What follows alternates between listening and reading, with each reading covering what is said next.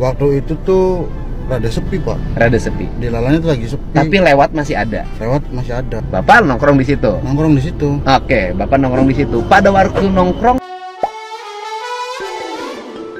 Hola netizen yang tercinta. Kasus Pina Cirebon yang kini terus menyita perhatian publik digegerkan kembali oleh seorang saksi baru yang bernama Oki, seorang pemilik bengkel yang berada di sekitar flyover Talun di mana Eki dan Vina ditemukan dengan kondisi kritis. Hasil pengakuan Oki tersebut kembali menambah rentetan misteri dalam kasus Pina Cirebon yang hingga kini belum ada satupun yang terungkap secara resmi. Dalam keterangannya, Oki menyebut bahwa ada sosok seorang wanita yang mengaku teman Eki dan Vina dan berada di jembatan Talun Cirebon saat kedua korban ditemukan. Sontak hal tersebut kembali menjadi tanda tanya besar publik. Siapakah sosok wanita yang disebutkan oleh Oki tersebut? Pasalnya, Oki menyebut bahwa pada dirinya menghampiri lokasi ditemukannya Eki dan Vina sudah ada 4 orang pria dan 1 wanita remaja yang mengaku teman Eki dan Vina. Oki kembali mengungkapkan apa yang dialami saat dirinya diberitahu oleh pengendara sepeda motor yang melintas bahwa di atas flyover ada korban. Pada saat itu, ia kembali mengatakan bahwa sudah ada 4 orang pria dewasa yang mengerubungi Eki dan Vina. Oki menjelaskan bahwa sosok wanita yang mengaku teman korban itu datang belakangan diduga setelah melihat ada orang berkerumun dan mengenali motor dari korban yakni Eki. Kemudian langsung menghampiri. Mendengar jawaban tersebut, Deddy Mulyadi mengatakan mohon kepada sosok wanita tersebut untuk menghubunginya agar dapat menambah terang kasus ini.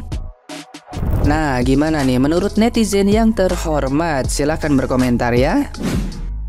Waktu dilakukan rekonstruksi gitu loh. Ya, kejadian Eki dan Vina oleh orang yang waktu itu dianggap sebagai geng motor yang sekarang 2024 kita ketahui sebagai kuli bangunan. Ya, saya agak miris sekali dan kasihan karena mereka baju biru seperti itu duduk terus ada yang ngomong, siapa duluan ini, siapa duluan ini, siapa di antara kalian yang duluan masuk begitu. Ya, kata seorang petugas polisi. Nah, mereka semua dengan tampang lugu, mereka semua saling tatap ya, karena mereka tahu bahwa mereka bukan pelakunya. Mereka bingung, mereka bukan menolak rekonstruksi karena mereka memang bukan pelaku. Mereka tidak tahu apa yang harus dilakukan, mereka saling tatap. Ya, jika tahun 2016 kita mungkin menganggap mereka sebagai orang yang nakal, ya, seorang yang bandel, sudah dan tidak mau rekonstruksi, benar-benar jahat kan gitu. Namun sekarang 2024 kita paham posisi mereka waktu itu. Sistem yang digunakan polisi tahun 2016 menangkap mereka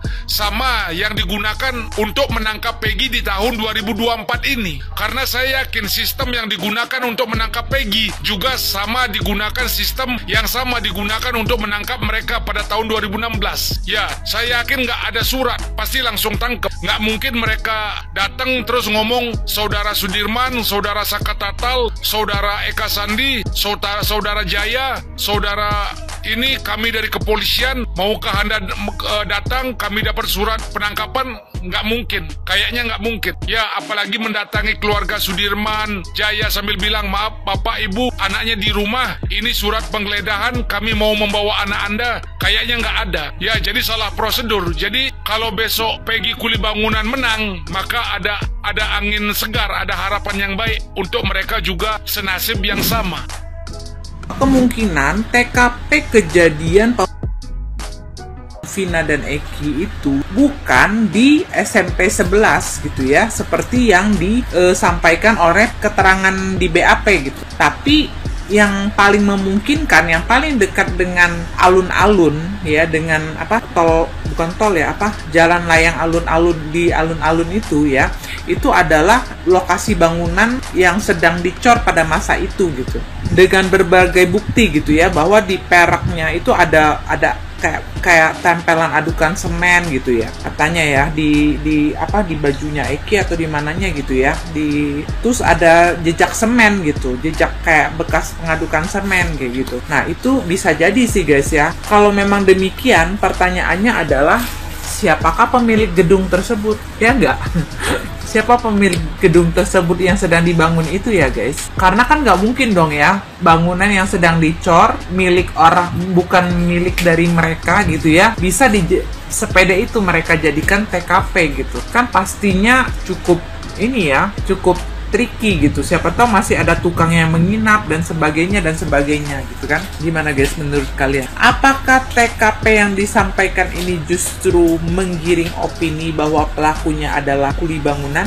Entahlah, karena kan yang ketangkap ini semuanya kuli bangunan tuh. Apakah dengan orang ini menyampaikan tempat TKP adalah di lokasi gudang yang lagi dicor gitu ya, yang paling dekat dengan tempat tempat mayat Vina dan Eki ditemukan itu gitu ya, adalah gudang itu, apakah akan mengarah pada pelaku yang sebenarnya adalah kuli bangunan guys? Yang which is secara kan ya, yang namanya TKP yang dia sebutkan itu kan gudang seseorang gitu kan, yang punya akses ke sana ya kuli bangunan di dalamnya atau pemiliknya gitu ya, tinggal dicari aja itu pemiliknya siapa gitu ya kan, sampai bisa dijadikan TKP tempat yang begitu keji gitu. Gimana guys menurut kalian? Kira-kira gedung itu punya siapa ya? Gudang yang diduga gitu ya, yang diduga menjadi TKP tempat penyiksaan dan pembunuhan dan juga terhadap almarhum Vina 27 Agustus 2016 kemarin gitu. Kira-kira punya siapa ya guys? Ada yang tahu gak sih punya siapa? Yang punya gedung mungkin boleh dikonfirmasi gitu ya kan. Apakah kala itu proses pengecorannya itu biasanya kan ya, kalau setahu aku ya, kalau mau membangun gudang atau apapun ya, which is ada di di blok dulu gitu kan, pakai seng-seng gitu kan, sehingga dari luar itu tidak bisa masuk semudah itu gitu ya, logika aja gitu kan ya. Yang punya akses masuk ya pasti tukang yang menjaga di dalamnya atau pemiliknya gitu, sehingga itulah bisa dikambing hitamkan bahwa para pelakunya ini adalah kuli bangunan gitu. Terlepas dari benar atau tidaknya memang pelakunya adalah kuli bangunan, kita tidak tahu ya guys ya, tapi rasanya tidak masuk akal ya kalau fakta tersebut pada akhirnya menggiring opini bahwa memang benar yang pelaku yang ketangkap yang konon katanya itu bukan pelakunya itu ya, yang adalah rata-rata adalah kuli bangunan gitu. Gimana guys menurut kalian? Coba tinggalkan di kolom komentar.